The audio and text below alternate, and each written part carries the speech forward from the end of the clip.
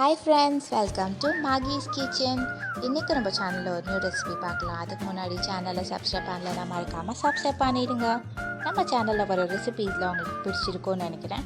உங்கள் friends and family மெம்பர்ஸ்க்கும் இதை share பண்ணுங்கள். உங்களுக்கு ஏதாவது ஸ்பெசிஃபிக் ரெசிபி வேணும்னா எனக்கு கமெண்ட் பாக்ஸில் கமெண்ட் பண்ணுங்கள். நான் அது உங்களுக்கு ஈஸியாக எம்மியாக எப்படி குக் பண்ணுறதுன்னு உங்களுக்கு சொல்லித்தரேன். நம்ம இன்றைக்கி பார்க்க போகிற ரெசிபி வாழைப்பூ வடை. அதுக்கு தேவையான இன்க்ரீடியன்ட்ஸ் எப்படி செய்யுதுன்னு பார்க்கலாம். ஃபஸ்ட்டு எடுத்து இந்த பூவெல்லாம் உரிச்சு எடுத்து இதில் உள்ள இந்த நரம்பும் இங்கே சின்னதாக ஒரு நார் இருக்கும், அதையும் எடுத்துடணும். எடுத்துட்டிங்கன்னா அது ரெண்டையும் எடுத்து ஆஞ்சி வச்சுக்கிறணும். வாழைப்பூவை நல்லா க்ளீனாக ஆஞ்சி வச்சுக்கணும். கீழே சின்னதாக இருக்கும், இந்த நரம்பு இருக்குது, இந்த நரம்பு இருக்கக்கூடாது. இந்த நரம்பு எடுத்துடணும். எடுத்துகிட்டு இப்படி அதை வச்சு க்ளீன் பண்ணி நல்லா கழுவி வச்சுக்கணும். அப்புறம் கழுவி க்ளீன் பண்ணி வச்சுருக்கேன் நான். நரம்பு எடுத்துக்கணும், நரம்பு இருக்கக்கூடாது. நரம்பு எடுத்து நல்லா கழுவி இப்படி வச்சுக்கணும். நல்லா மஞ்சள் தண்ணியில் போட்டு கழுவி வச்சுக்கோங்க. காஞ்ச மிளகாய் எடுத்து வச்சுக்கோங்க. எவ்வளோ காரம் தேவையோ அவ்வளோக்கு தேவையான காஞ்ச மிளகாய் எடுத்துக்கோங்க.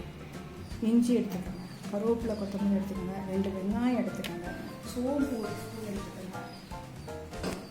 காமிக்கிறேன்.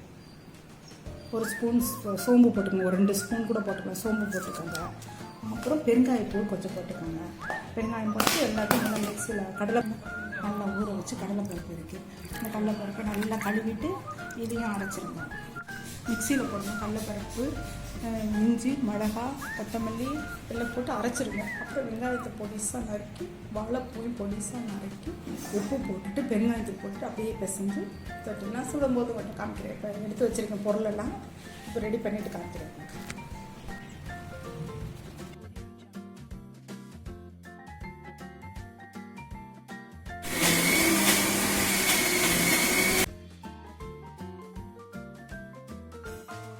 ஸ்பூன் அரிசி மாவு போட்டுக்காங்க. நல்லா மொறுமொறுப்பு கிடைக்கும் வடைக்கு.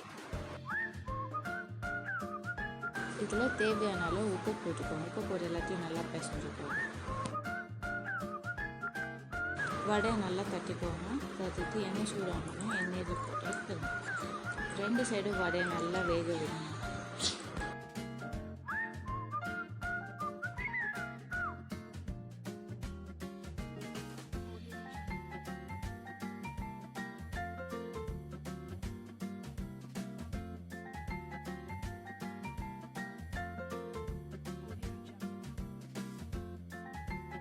நம்மளுடைய வாழைப்பூ வடை ரெடி ஆகிடுச்சு. இதெல்லாம் பிளேட்டுக்கு ட்ரான்ஸ்ஃபர் பண்ணிட்டேன்.